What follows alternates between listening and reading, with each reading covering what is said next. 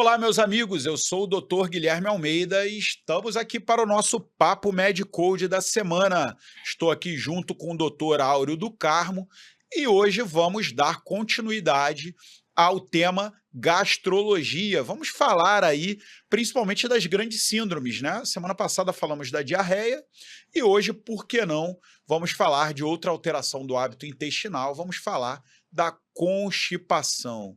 E aí, Áureo, tudo bem? Tudo tranquilo. Um tema que eu jogo em casa, Com certeza, né? particularmente. Na geriatria a gente tem muita, né, constipação, né? Muito. Né? A gente vai falar dos problemas relacionados, né, dos fatores de risco, mas o idoso, ele contempla aí todos os fatores de risco Com para certeza, com constipação. Né? certeza. Eu acho que a gente tem alguns pontos até interessantes que as pessoas muitas vezes não se tocam para conversar hoje. Então não percam, continuem aí vendo o nosso Papo Medcode de hoje. Bom, primeiro a gente tem que definir, né? O Com que é certeza. constipação. Então, assim, é normal, incrível que pareça, uma pessoa ficar até 3 dias sem ir ao banheiro. Isso é normal, beleza? Mas cada indivíduo tem um hábito intestinal. Se você vai ao banheiro 2 vezes por dia, ou uma vez ao dia, não é normal haver uma mudança e você ficar 3 dias sem ir ao banheiro. Tá? Mas acima de 3 dias já começa a ficar uma coisa um pouco preocupante, né? Então, essa é a chamada constipação intestinal. Perfeito? Muita gente não gosta desse termo, tá? Mas esse termo é um termo consagrado, é um termo utilizado. Áureo, dentro da sua prática, né? O que você vê lá na nossa população idosa, que você cuida, em relação a queixas de baixa frequência de evacuação e constipação? Qual é a ideia ali? Então, primeiro é uma queixa muito frequente em geriatria, muito frequente, né?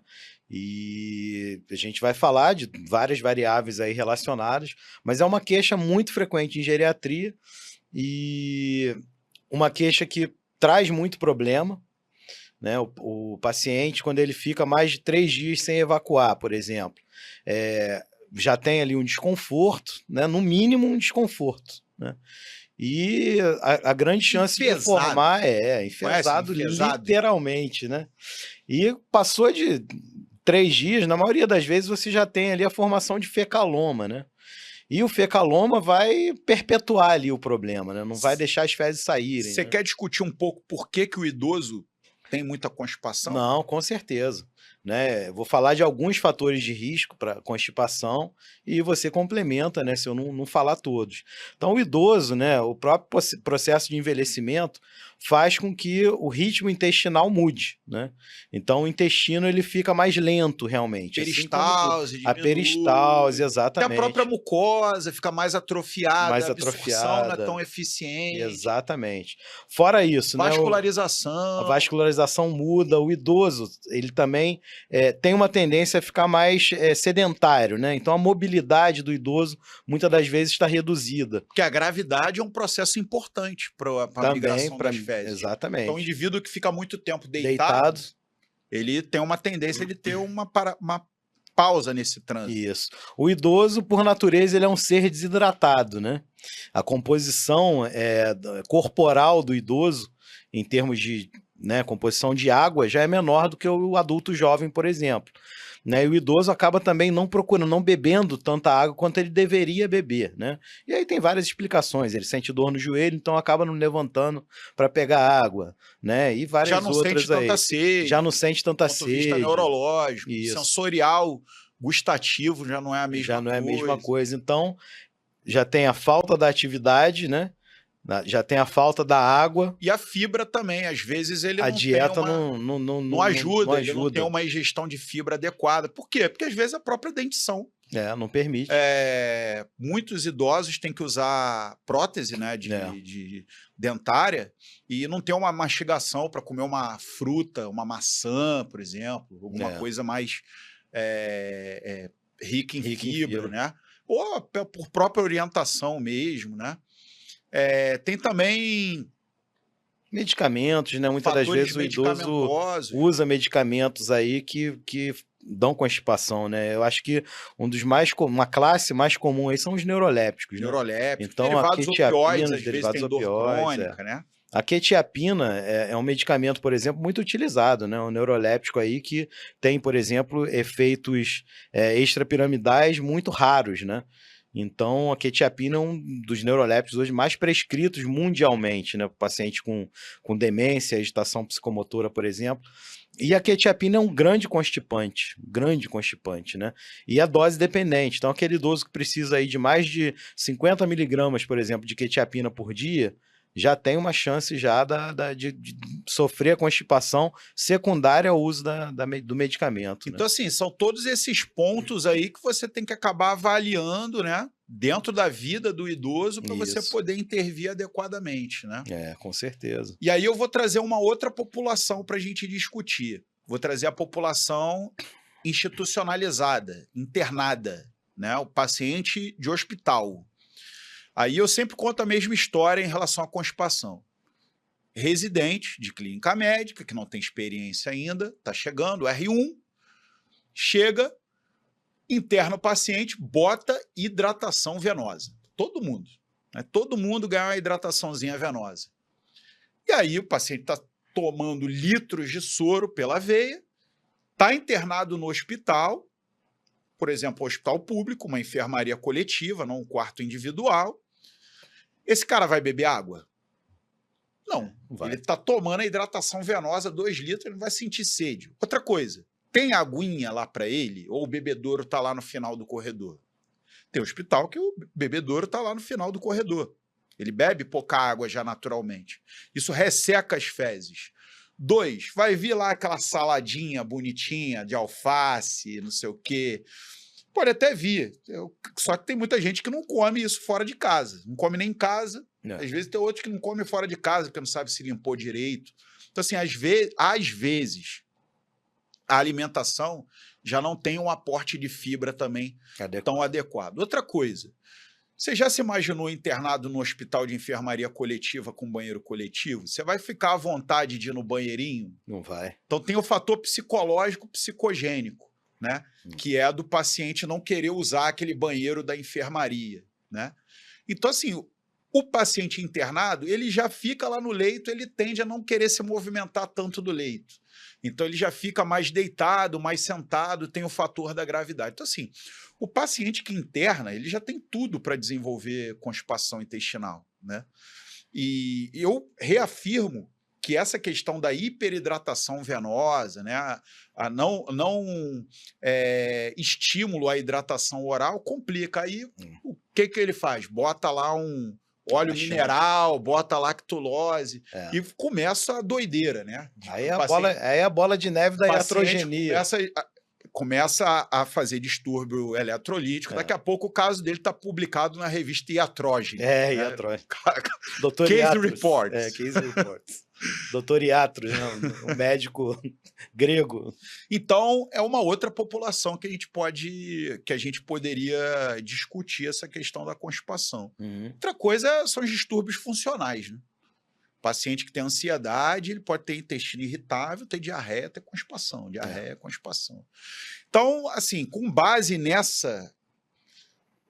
nesses fatores que eu acho que a gente comentou super bem, como é que você orienta lá a tua população idosa? O que tem que fazer? O que eles têm que fazer? Em geral, assim, no idoso, né, a gente tem várias recomendações, né? A gente começa primeiro com as recomendações, obviamente, sem medicar, sem interferir no medicamento. Então, estimular o idoso a deambular, por exemplo, a ficar mais sentado do que deitado, né? De uma maneira geral, eles aumentar a mobilização, né, do idoso. Esse é o primeiro ponto. Ser mais ativo. Ser mais ativo, né? Se movimentar mais. O segundo ponto é em relação à hidratação, é muito importante, né? Então, é orientar mesmo o cuidador, o acompanhante ou o próprio idoso, se tem autonomia. Ó, vamos beber água. Você tem que beber líquido, né, numa quantidade maior que você está ingerindo. Pesa, o cara lá pesa, você lógico. Tem quantos quilos? Não, mas isso a gente tem que fazer mesmo. X. Você vai tem essa garrafa aqui, você vai ter que beber isso até o final do dia. Assim, 1,5 litro, 2 litros, você tem que beber isso aí por dia, de líquido, né? Bebendo isso aí, você vai ver que seu intestino vai melhorar.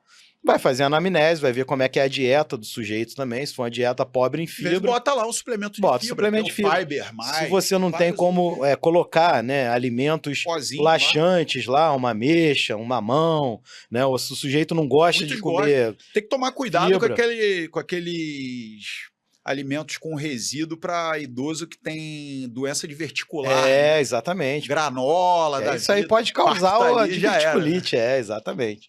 Então, causar diverticulite, com certeza. Mas no idoso, a gente, até muitos deles também têm problema também da mastigação, né? Então, o mamão e a ameixa costumam resolver bem. Né? Não precisa aí da granola, né? do cereal, não. Né? E, em último caso, você vai suplementar. Você vai dar a fibra, né? Para ele colocar lá o pozinho, ou uma geleia também. Muitas das vezes tem laxante na geleia. Em algum você já precisou fazer intervenção farmacológica? Ah, e se sim, qual tipo que você gosta? Assim? Por exemplo, óleo mineral é uma coisa que você gosta? Então, óleo mineral, na geriatria, tem vários estudos mostrando um aumento de broncoaspiração. Então, óleo mineral eu já usei muito, mas muito na prática. No passado era o Agarol, né, o nome comercial mais conhecido. E aí começaram a sair os estudos, né, na geriatria, então aumenta muito né, essa questão aí da broncoaspiração. Então, não, né, o laxante que eu mais uso, né, disparado, é a lactulose. Lactulose tem o seu papel, né? Ele é usado nos casos aí leves, moderados e até nos mais graves você usa a lactulose, com uma boa resposta. Que os casos com poder osmótico. Isso, que causa ali não causa diarreia, né? Mas ele aumenta ali osmose, né? Por osmose ele puxa ali conteúdo para dentro da alça. Então a lactulose é excelente. Cirrótico. Exatamente. E os laxantes mais poderosos, vamos dizer assim, né? Então a gente tem, por exemplo, o Bisacodil, que é um laxante super acessível, fácil de encontrar, barato, que é usado, né, geralmente o Bisacodil usa em casos mais graves, né? Às vezes até refratários à lactulona, né? A lactulose. E em geral isso, e fibra alimentar, né? E assim, eu nunca tive que usar SN. Eu nunca tive que usar manitol, né? Mas o manitol é um... Manitol você já teve que usar quando você fez preparo para colonoscopia, com certeza. No preparo para colono, uso manitol e é poderoso. Poderoso. Beleza. Eu queria só lembrar também uma situação que existem pessoas que são usuários crônicos, né, de laxativo, né? E o uso crônico de laxativo, ele pode induzir a neurodegeneração no intestino. E você perder fibras nervosas e gerar peristalse deficiente, né? Existem até casos em que há um desenvolvimento de uma condição chamada melanose coli, né? Que o intestino fica preto ali por dentro e com a peristalse e é grave, né? Muitas vezes recuperar um indivíduo que tem esse uso crônico de laxativos é complicado, né? Vocês já devem ter passado ou conhecido alguém com uma situação semelhante. Já no paciente internado, né, a gente, mais uma vez, ressalta, hidratação oral, gente. Tem que estimular a hidratação oral. Não dá para sair botando soro. A gente já fez um papo Medcode sobre hidratação. Hidratação venosa tem a sua indicação, tá? Aumentar o aporte de fibra. A questão psicológica, psicogênica, muitas vezes é complicada de resolver. E, último caso, você vai usar os laxativos que o Áureo já citou aqui anteriormente. Aí eu queria discutir mais duas situações. Uma é a formação do fecaloma e a segunda são as chamadas pseudoobstruções intestinais. Aí a pseudoobstrução já no paciente internado, provavelmente, e o fecaloma pode ser no idoso também. Então, o fecaloma também é uma entidade relativamente comum em geriatria, né? Principalmente naqueles pacientes mais frágeis, né? Os pacientes demenciados, os pacientes com comprometimento grave da mobilidade. Paciente, você efetivamente já teve paciente de ambulatório que apresentou fecal toda semana. Toda semana tem que ir para cirurgia, por exemplo? Não, para cirurgia não, só mas extração manual. Tá. Né? Já teve paciente que teve que internar por causa de fecaloma. né? Pacientes, por exemplo, que não tem cuidador, né? Ou que tem cuidador que não é um profissional de enfermagem habilitado, corre esse risco, né? Então, o intestino, né? O ritmo Você intestinal, palpa lá a fossa ilíaca esquerda e sente aquela massa, né? A massa que consegue ser comprimida, né? Fezes, né? fezes. Mesmo. E assim, e o fecaloma muitas das vezes causa delírio, né? Sim, O sim. idoso está com delírio e você acha que é uma infecção urinária e tal, e não, é fecaloma. Então, deve ser, assim, perguntar sobre o intestino é obrigatório em geriatria. Obrigatório. E no Né? paciente internado também. Paciente Todo internado dia também. faz parte da Evacuou, evolução. exatamente. Faz parte da evolução. Todo Exatamente. dia. Isso a enfermagem tem lá uma coluna lá que é fezes, né? Assim como a gente monitora o volume urinário, né? O débito urinário, tem lá se o paciente evacuou ou não, né? E isso deve ser quantificado, mesmo que subjetivamente, né? Tem que ser E quantificado. para o idoso, queria acrescentar situações secundárias de constipação, como hipotiroidismo. Muito, Né? muito comum também. E, por que não? Distúrbios eletrolíticos, né? É. Também podem dar, né? O hipotiroidismo é uma causa importante, não só no idoso, né? No adulto jovem também. Né? Aquele paciente que é um constipado crônico, né? Você vai ver lá, ele tem um hipotiroidismo subclínico, né? Eu já vi isso algumas vezes. Agora, no paciente internado, a gente tem condições, né? Como o ilho metabólico. Isso. Ou também chamado de ilho paralítico. Ilho paralítico, ou só ilho, né? E tem também aquela síndrome de Ogilvie, né, que é pós-trauma, né, ou pós-cirúrgica, que tá tudo no mesmo pacote. A né? resposta metabólica. É a mesma trauma. coisa. A resposta metabólica ao trauma, né? Pacientes que fazem dilatação de alça, distensão abdominal, pausa na eliminação de gases, pausa na eliminação de fezes, né? E às vezes, a maioria das vezes é relativamente leve, o tratamento é expectante. Isso. Mas às vezes você tem que fazer um protocolo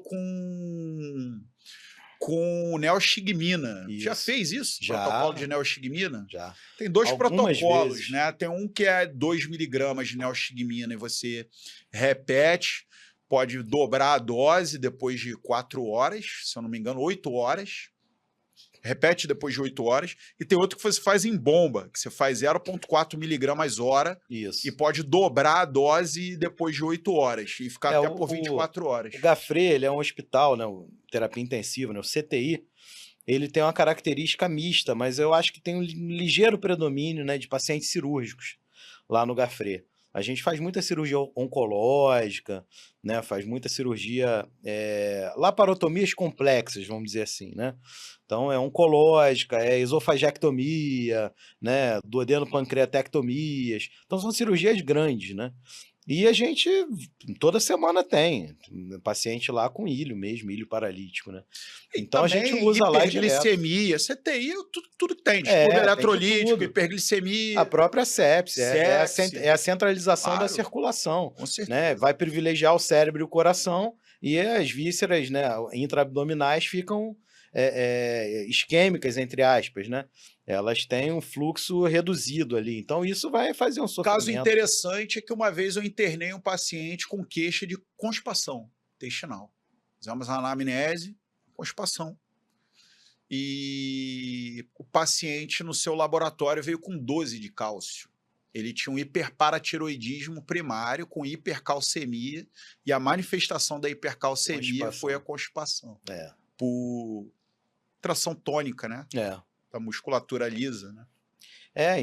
Enfim, é fisiopatologia, né? Fisiologia é uma coisa que mais me encanta. A hipocalcemia também pode causar alterações musculares, neuromusculares, como também peristáltica por causa da musculatura. Com certeza, tanto a hipercalcemia quanto a hipocalcemia. E esse paciente eu lembro como se fosse hoje, porque a gente radiografou e ele tinha aqueles tumores, pseudotumores, né? Aquele osteite fibrosa, né? Tinha aquele tumor marrom, essa era a palavra que eu queria lembrar. Do hiperparatiroidismo, mas ele internou não pelo tumor marrom, pela constipação. Não foi fratura patológica, nada disso.